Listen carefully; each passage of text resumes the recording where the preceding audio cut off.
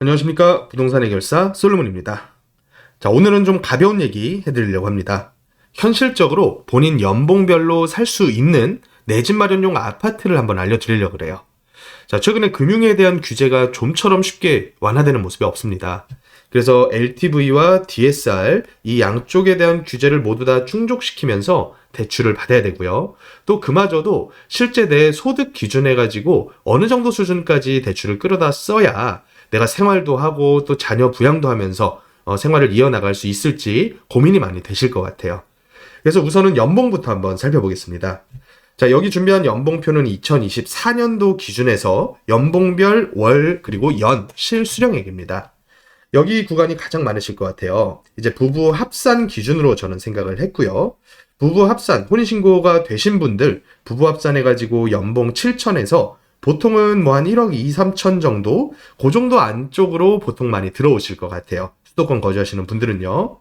물론 이제 연봉 수준이 좀 낮으신 분들 위해서도 제가 가액대별로 한번 준비를 했는데, 일단 세전 연봉이 한 2천만 원 정도가 되면 월 실수령액이 한 150만 원 정도밖에는 못 미치죠. 그래서 현실적으로 주택 마련하기에 상당히 어려운 실수령액이다라고 보시면 되겠고, 한 월에 한 3천대 이상 넘어가야 그래도 좀 저가형 주택이라도 대출을 풀로 받아서 구매할 수 있을 만한 여력이 아마 생기실 거예요. 그래야지 월 실수령액이 한 200대에서 300대까지 넘어가는 구간이 되니까 요 정도는 돼야지 한 4억대, 5억대 정도 쳐다볼 수 있는 정도의 이제 현금이 모일 거예요. 물론 이제 대출이 나오는 것도 중요하겠지만 얼마만큼의 현금을 내가 마련해 놨느냐에 따라서 주택을 구입할 수도 있고요. 혹은 임차로만 살아야 될 수도 있는 이제 갈림길이 돼버린다는 거죠. 그래서 이제 일반적인 수도권 거주하시는 부부 합산 연봉 한 7천대에서 1억 2천 봤을 때 월 실수령액으로 보면 한 500만 원 선에서 700만 원대까지 딱 요 구간 안에 거의 대부분 다 계실 것 같아요. 한 30대에서 40대 초반 정도 기준으로 제가 생각을 했을 때는요. 자, 그렇게 보고 또 이제 원리금 상환표를 한번 볼게요. 최근에 이 주택담보대출 금리가 꽤나 많이 떨어졌습니다. 지금 금융채 5년물 기준해 가지고 보통 기준금리가 잡히는데 금융채 5년물에다가 가상금리를 더하더라도 4.1에서 한 4.3% 정도 수준에서 많이 잡히더라고요. 거기다가 어느 정도 DSR이 한 40% 미만으로 끊게 되면 4% 초반대에 요새 주담대 금리 어렵지 않게 나옵니다. 1금융권 기준으로요. 자, 이 기준으로 해가지고 40년. 이 40년이라고 하는 거는 DSR을 최대한 떨어뜨릴 수 있는 초장기형 대출을 제가 예시로 잡은 거예요. 물론 그러려면 아무래도 30대 정도 연배가 돼 주셔야 40년 기준에서 만기를 잡으실 수가 있을 것 같아요. 그래서 대출원금 3천만 원부터 시작을 해서 10억 원까지 한번 월 원리금과 연봉 대비해서 DSR 40% 기준 요걸 한번 제가 잡아봤는데 예를 들어서 대출원금을 3천만 원을 빌렸다. 그러면 월에 내게 되는 원리금은 한 13만 원 정도 수준이고요. 연으로 따지더라도 한 150만 원대 정도 수준밖에 안 됩니다. 자, 이 정도의 대출을 받기 위해서는 연봉이라고 하는 게 사실 DSR로 40%로 기준 맞춰서 역산했을 때 대략적으로 그냥 연에 400만 원만 벌어도 주담대는 요 정도가 나올 것 같습니다. 하지만 요거는 그냥 명목상의 기준이고 은행에서 판단하는 기준은 또 별도로 있겠죠. 그래서 제가 보다 현실적으로 보기 위해서 한 3억대에서 4, 5억대 한 요 정도 선에서 보는 게 좀 현실적일 것 같아요.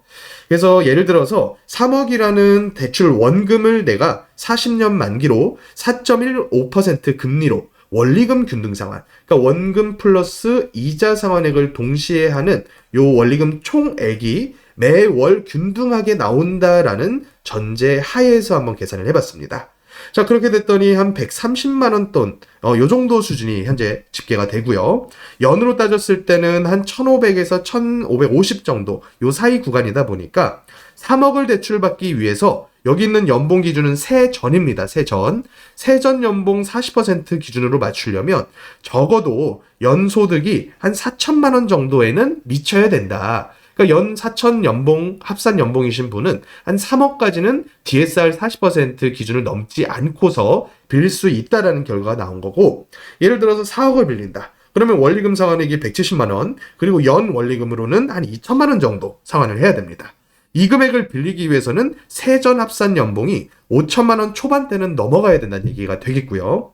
또 5억 정도의 원금을 빌리려면 월에 갚아야 되는 원리금 액수가 213만 원 정도, 연으로 따지면 2,560만 원 정도니까 연봉이 적어도 한 6,500 정도는 돼야 5억이라는 자금을 DSR 저촉 없이 빌릴 수 있다라는 얘기가 돼요. 그래서 이 표를 한번 확대하셔가지고 영상 멈추고 내 기준에 맞는 대출 원금액을 한번 체크를 해보시면 좋을 것 같고, 또 하나 살펴봐야 될 게 있죠. LTV를 살펴봐야 됩니다.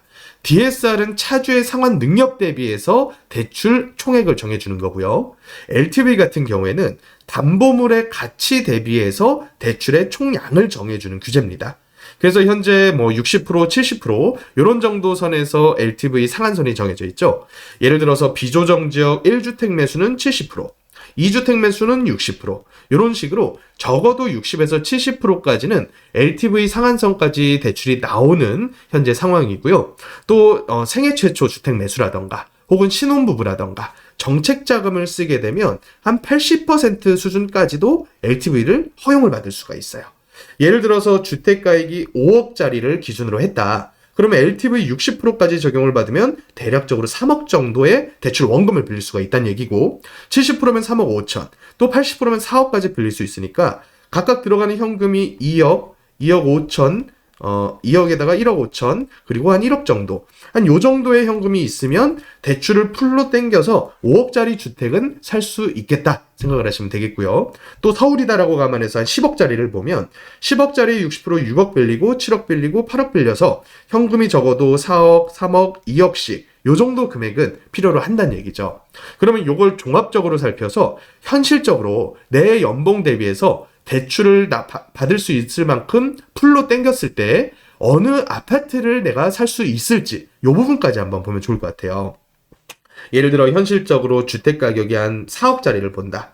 그러면 LTV 70%까지 대출을 빌리게 되면 2억 8천이라는 대출 총량을 빌릴 수가 있다는 얘기고, 이 2억 8천을 똑같은 조건, 예를 들어 4.15% 금리에 40년 만기의 원리금 균등 상환으로 DSR 40% 조건으로 빌리게 되면 월에 갚아야 되는 원리금이 한 120만 원 정도를 갚아야 됩니다. 연으로 따지면 한 1,436만 원 정도 수준이 되겠고요. 이걸 역산해서 이 금액을 빌리기 위해서 연봉이 얼마 필요하냐 봤더니 한 3,600만 원 정도의 부부 합산 연봉이 찍히면 요 정도의 금액은 충분히 빌릴 수 있다는 얘기가 되겠어요. 자, 그렇게 됐을 때 4억짜리 집을 사려면 대출 총량 2억 8천 제외하고 현금을 적어도 한 1억 초반대 정도는 가지고 있어야 된다는 얘기예요. 여기에다가 또 추가적으로 들어가는 비용들이 있겠죠. 예를 들어서 인테리어 비용, 또 취등록세, 그리고 공인중개사 수수료, 이런 부분들까지 감안하면 추가적으로 여기에다가 한 10%가량의 현금은 더 있어야 4억 정도 되는 자금을, 4억 정도 되는 주택을 매입을 할 수가 있겠다.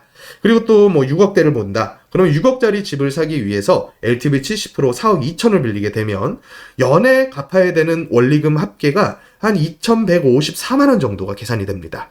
그러면 이 정도 자금, 4억 2천이라는 대출을 빌리기 위해서 DSR 40%로 연봉을 역산해보면 적어도 한 5,400만 원 정도의 부부 합산 연소득이 발생을 해야 대출을 빌릴 수가 있다는 얘기고요. 그렇게 됐을 때 6억짜리 집을 사기 위해서 현금이 얼마 필요하냐? 1억 8천 정도가 필요하다는 얘기예요.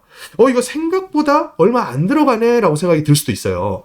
왜냐면 요새 아파트 월세 상승폭이 어마어마하거든요. 다세대라던가 오피스텔 같은 비아파트의 월세 상승폭보다 아파트 월세는 정말 끝을 모르고 올라가는 기분이 좀 들어요. 그래서 웬만한 지역에 5구 정도 되는 사이즈 월세 내다 보면 서울은 300만 원 이상 최소한 잡히게 될 거고요. 또 수도권이라고 하더라도 최소 200만 원 가까이는 생각을 해야 될 겁니다. 자, 그걸 감안했을 때 원리금 180만 원 정도 수준으로 날 수 있다면 이건 오히려 월세보다 훨씬 더 나은 수준이 돼버렸다는 거죠. 또 예를 들어서 서울을 기준으로 해서 한 8억대에서 10억대를 받다.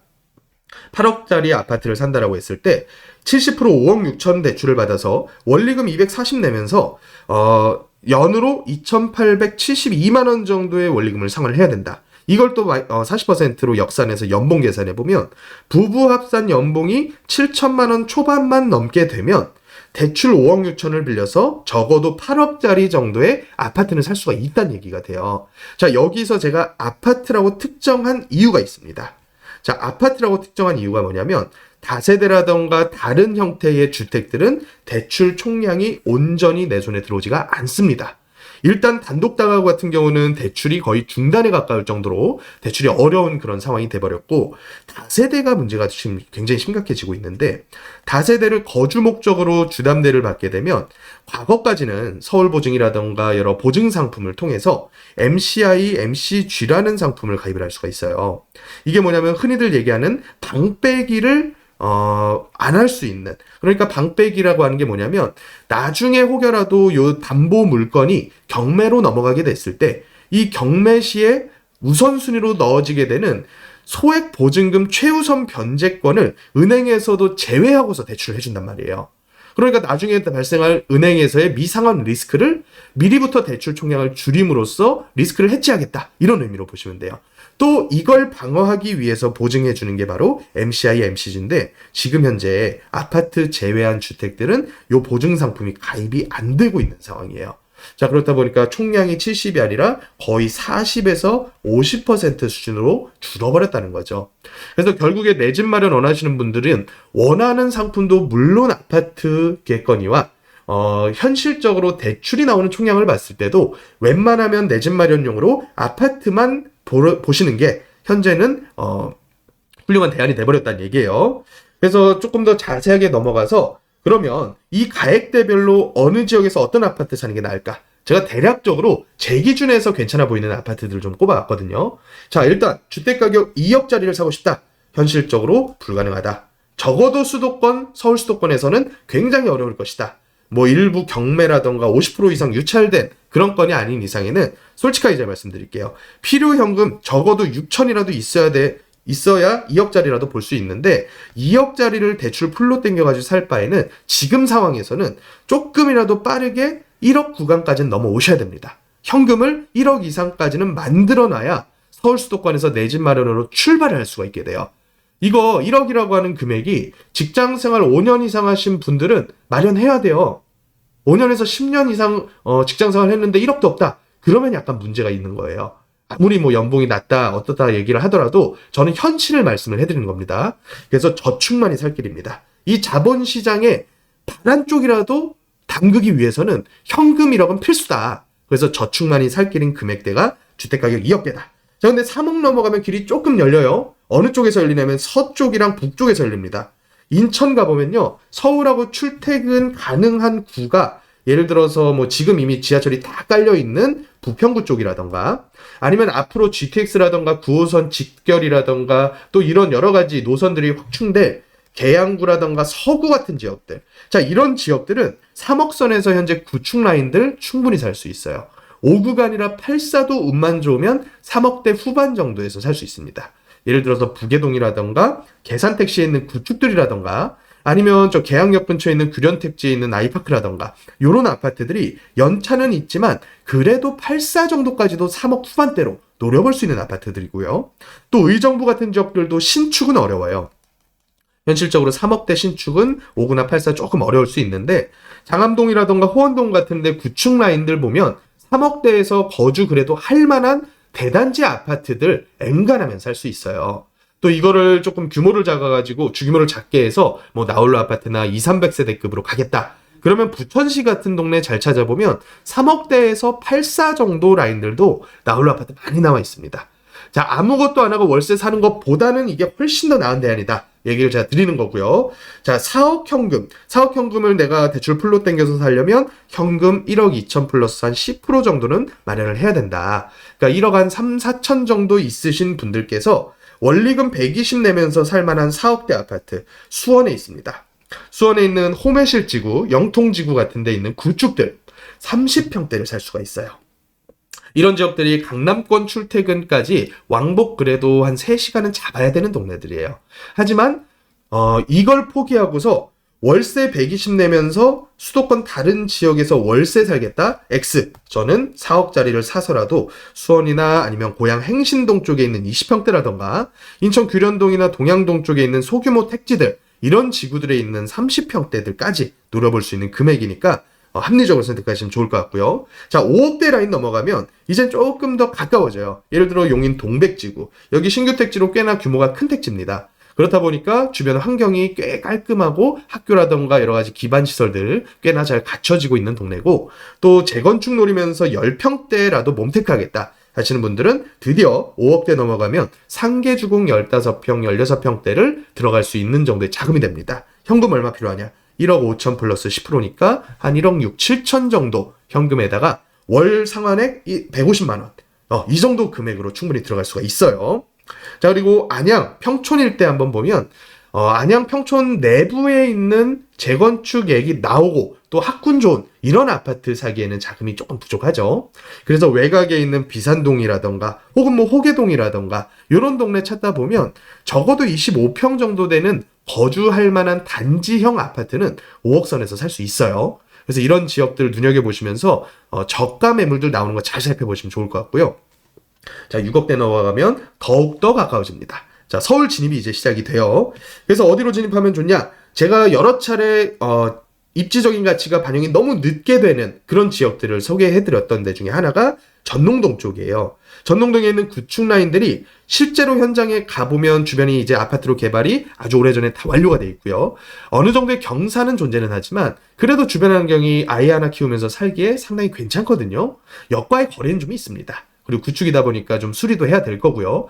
그럼에도 불구하고 서울의 20평대 방 3개 중에서 내 집 마련을 할 수 있는 데들은 성북구에도 있고요. 동대문구에도 있습니다. 그래서 이런 아파트들 한번 살펴보면 좋을 것 같고, 또 조금 더 넓거나 아니면 조금 더 강남권 출퇴근을 선호를 한다. 그러면 죽전 같은 지역 눈여겨보세요. 죽전 중에서도 제가 이 벽산 아파트 추천 여러 차례 드린 이유가 오리역과 또 저기 신분당선을 통해서 동천역 이 두 개를 다 활용을 할 수가 있어요. 도보 5분 10분 내에서. 그래서 이런 아파트들이 가성비 좋게 5억 한 후반대면 저층이 아니라 고층까지도 한번 노려볼 수 있어요.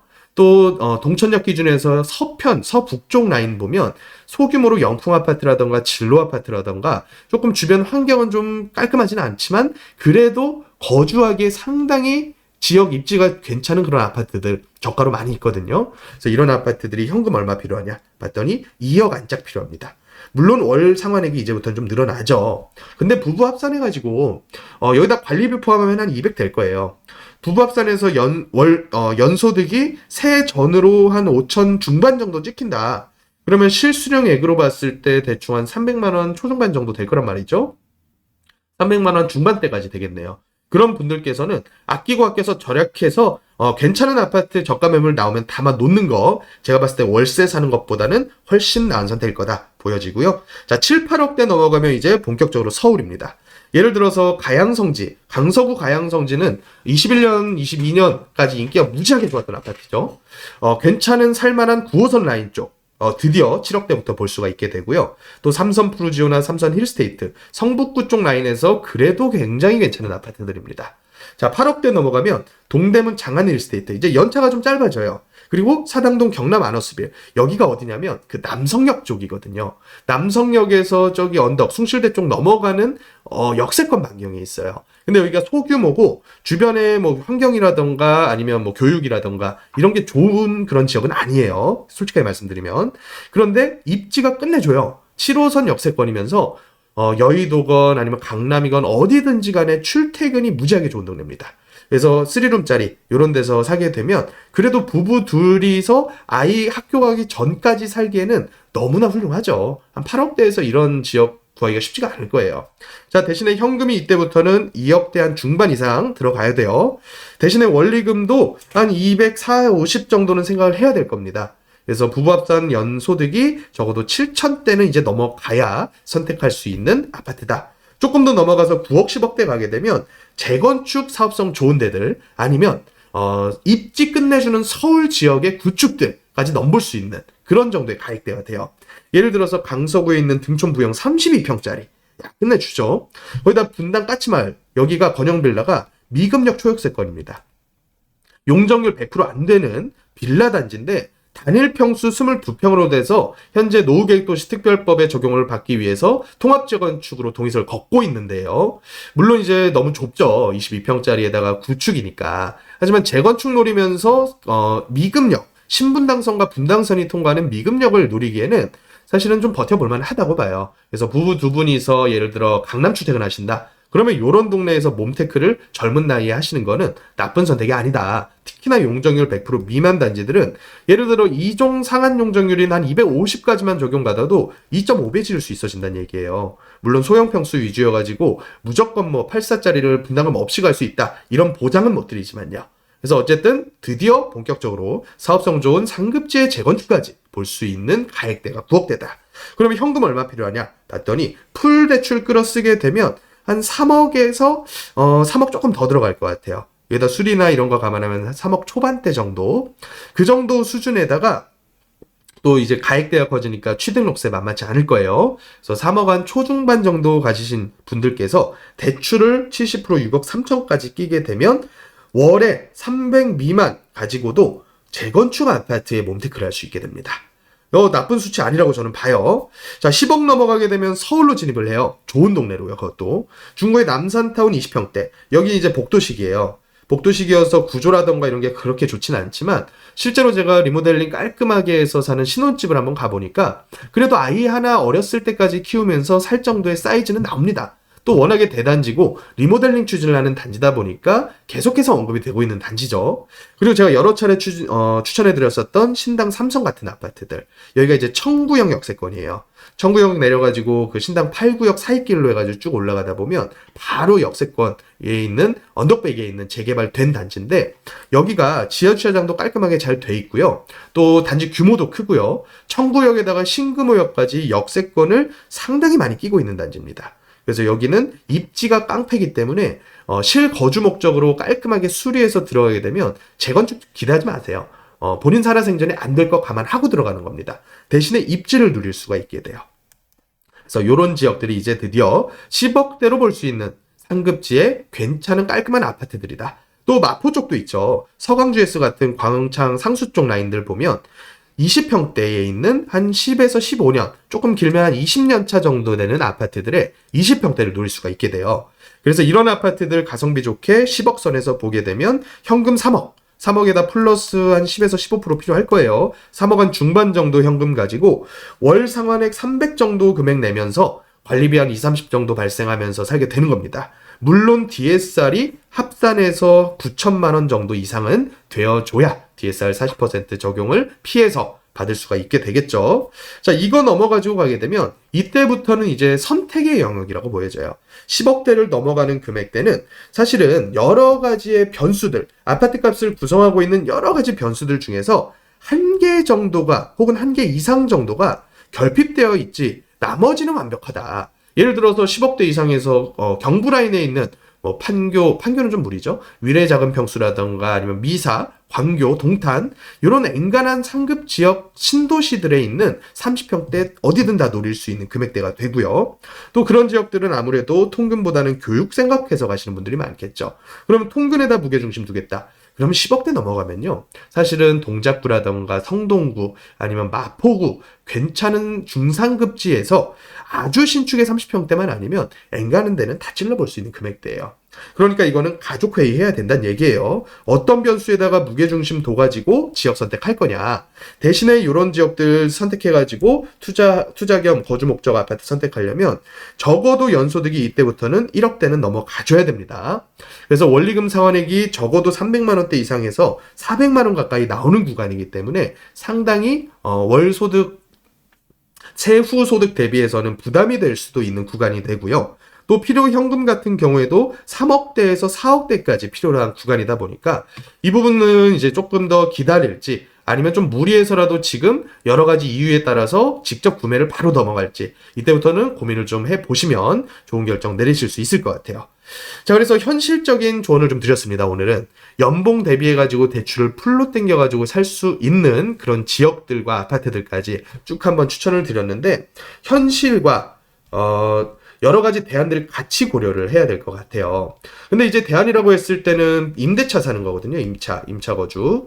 임차 거주로서 똑같아요. 아파트를 임차 거주로 살게 되면 어디에 살든지 최소 200만 원부터 시작입니다. 보증금을 많이 넣지 않는 이상에는 어느 지역이든지 간에 최소 200만 원대에서 뭐 비싼 동네들은 한 500만 원까지도 내면서 살아야 돼요. 그러면 저는 이런 시기에 만약에 금리 인상이 꾸준하게 이어지고 앞으로도 추가 인상이 많이 예상되는 시기였으면 좀 더 기다리시는 편이 합리적이겠다 얘기를 드리겠지만, 지금은 전세자금대출 1금융권 금리가 정책자금 말고요, 뭐 디딤돌이나 버팀목, 중소기업청 이런 거 말고 1금융권에서 나오는 일반적인 전세자금 대출 금리가 오히려 매매에 대한 주담대 금리를 거의 뛰어넘어 버렸어요. 상당히 많이 높아졌단 말이에요. 거의 3% 후반대에서 4% 중반까지도 나옵니다.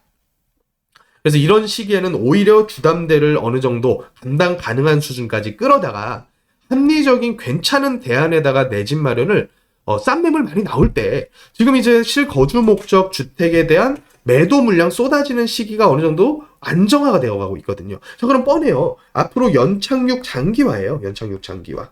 기회 노리시란 얘기예요. 연착륙 장기화 되는 시기에는 언제 어떤 지역에서 얼마 정도의 가격에 매물이 쏟아질지는 아무도 모릅니다.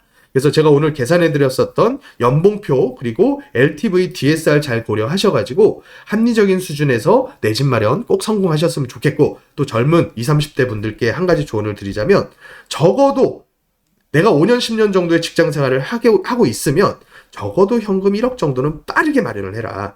그래야지 자본시장에 탑승할 수 있는 최소 자격이 주어진다. 제가 오늘 주택가격으로 다 설명을 드렸습니다. 그래서 이런 부분들에 대해서 내 집 마련, 그리고 투자까지도 도움이 필요하신 분들은 오프라인 강의 토요일에 있으니까 예약해 주시고 참석해 주셔서 오프라인 때 얼굴 뵙고 추가적으로 설명드리기로 하겠습니다. 자, 시청해 주셔서 감사합니다. 부동산 일사 솔로몬이었습니다.